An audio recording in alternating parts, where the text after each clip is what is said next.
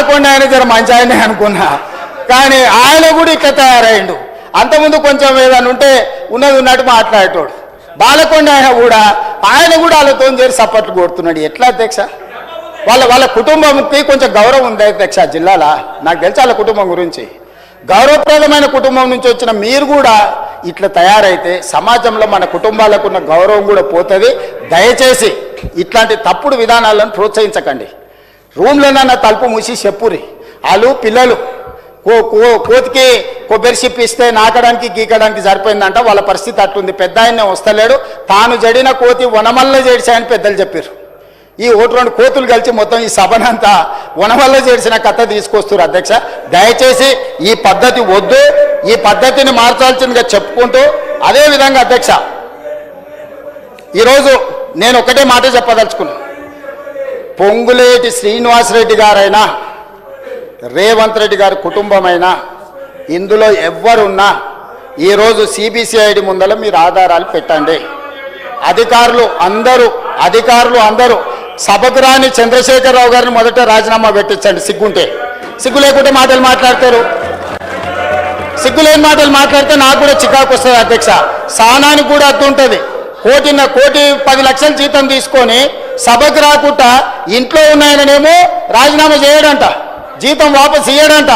రోజు 18 గంటలు చేసి 4.5 లక్షల ఇందిరమ్మ ఇండ్లు కట్టించి ఈరోజు లక్షలాది దళితుల గిరిజనులకు ఆదివాసులకు ఇండ్లు ఇచ్చి వాళ్ళ ఇళ్లలో వాళ్ళ ఇండ్లలో వెలుగు వాళ్ళ కళ్ళల్లో ఆనందం చూసే పొంగులేటి శ్రీనివాసరెడ్డి రాజీనామా చేయాలంట.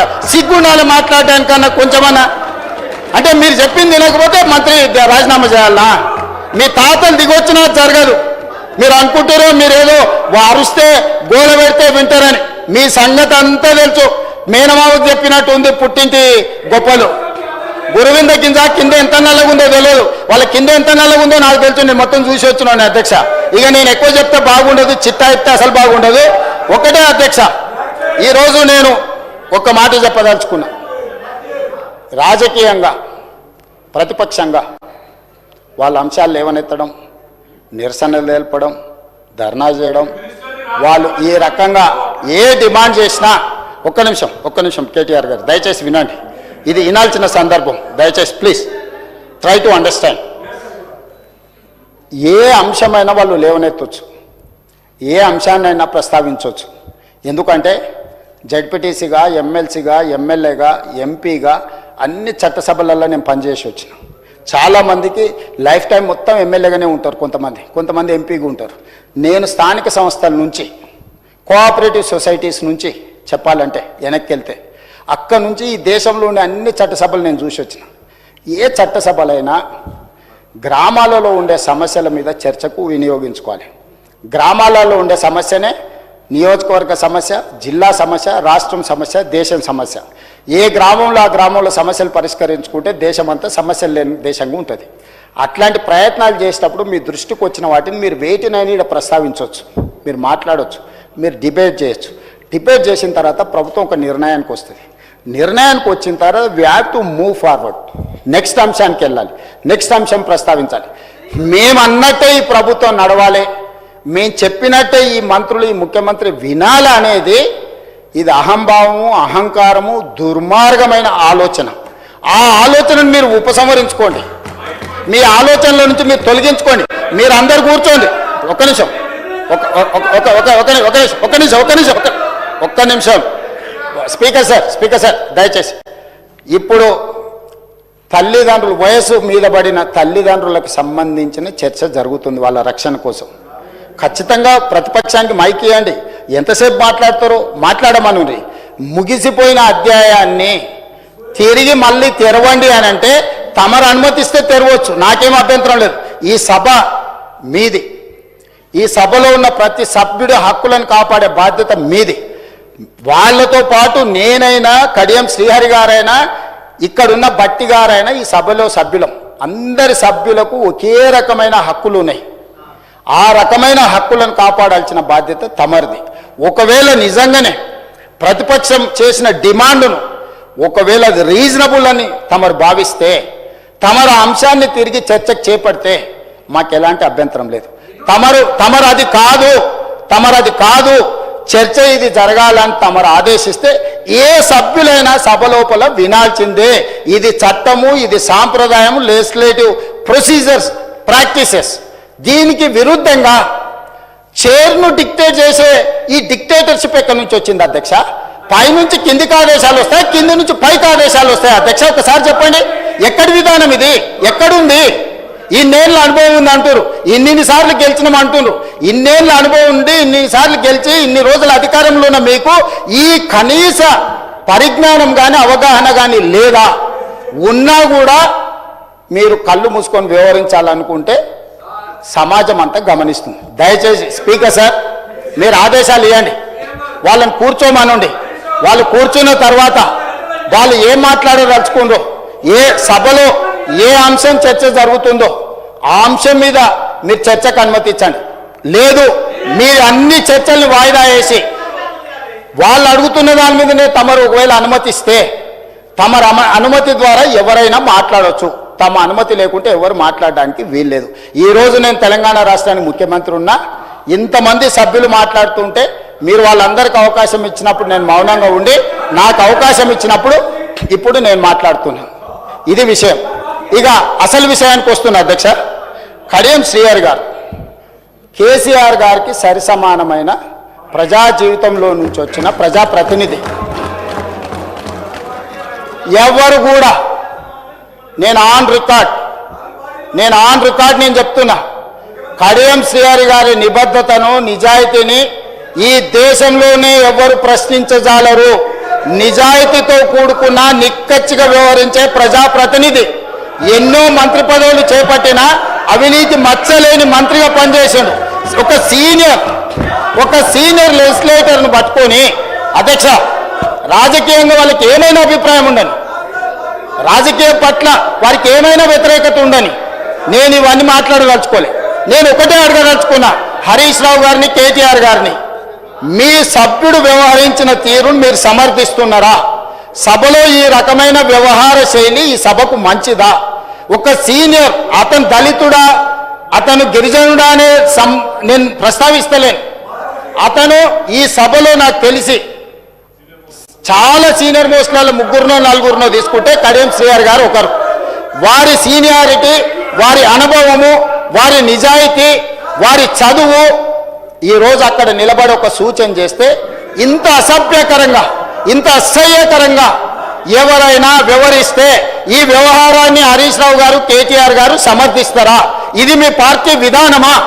ఈ విధానాన్ని మీరు ప్రోత్సహించదలుచుకున్నారా? రేపు కడియం శ్రీహరి గారికి జరిగిన అట్లాంటిది ఒకవేళ చంద్రశేఖరరావు గారికి జరిగితే మీరు ఆమోదిస్తారా? ఈ వైపులో కూడా ఉన్నారు, ఈ వైపులో కూడా అంతకంటే కండలు తిరిగిన వాళ్ళు ఉన్నారు. రాజ్ ఠాకూర్ ఒకసారి నిలబడు. మా దగ్గర కూడా కండలు తిరిగిన వాళ్ళు ఉండరు అధ్యక్ష. తిరిగేసి ఆన్నే బోర్లేసి కొట్టనికి ఒక్కటేసారి తిరిగేసి కొట్టనికి ఉన్నారు అధ్యక్ష. కానీ ఇక్కడ కుస్తీలు కొట్టడానికి రాలే అధ్యక్ష. విఘ్నత ప్రదర్శించడానికి, అవగాహనతో మాట్లాడడానికి సభలోకి వచ్చినాం అధ్యక్ష. ఆకారం ఉంది కదా అని ఒక పెద్ద మనిషిని పట్టుకొని ఆ రకంగా అవమానించే విధంగా మాట్లాడడం, మీకు ఏదైనా అభిప్రాయం ఉండని, మీరు ఏ అంశమైనా ప్రస్తావించండి. కానీ ఈ రకమైన విధానాన్ని ఈ సభ క్షమిస్తే ఇక భవిష్యత్తులో ఈ సభలో కత్తిపోట్లు లేకపోతే కుస్తీల పోటీలు జరగాల్సిన పరిస్థితి వస్తుంది. దీన్ని ఇక్కడనే నిలువరించాలి, దీన్ని ఇక్కడనే నియంత్రించాలి అధ్యక్ష. అందుకే అధ్యక్ష నేను చివరిగా నా సూచన, వాళ్ళందరూ చైర్లలో కూర్చొని చర్చలో పాల్గొంటే సభ్యులందరినీ సభలో కొనసాగించండి. లేకపోతే ఈ సభ్యుల్ని సభలో నుంచి రాబోయే 2 రోజుల్లో సభా వ్యవహారాలను నడుపుకోవడానికి వాళ్ళని సస్పెండ్ చేయండి అని చెప్తున్నా అధ్యక్ష. అదేవిధంగా అన్ని రకాల నియమ నిబంధనలు, సాంప్రదాయాలను ఉల్లంఘించి అసభ్యకరంగా, అవమానకరంగా వ్యవహరించిన పాడి కౌశిక్ రెడ్డి గారి విషయంలో ప్రత్యేకమైన చర్యలు తీసుకోవాల్సిన అవసరం ఉంది. ఈ రూల్ బుక్ అధ్యక్ష, rules of procedure and conduct of business in the Telangana legislative assembly, నాకు తెలిసి 2015లో హరీష్ రావు గారు లెజిస్లేటివ్ అఫేర్స్ మినిస్టర్స్ ఉన్నప్పుడే తెలంగాణ రూల్ బుక్ అమెండ్ అయింది.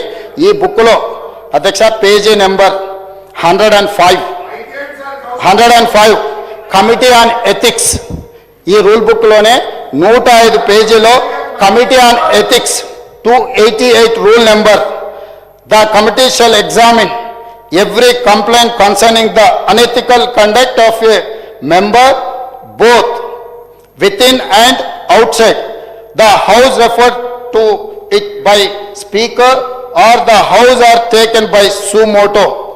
దీన్ని తీసుకోవాల్సిందిగా అదే విధంగా మా లెజిస్లేటివ్ అఫైర్స్ మినిస్టర్ని రిక్వెస్ట్ చేస్తున్నా.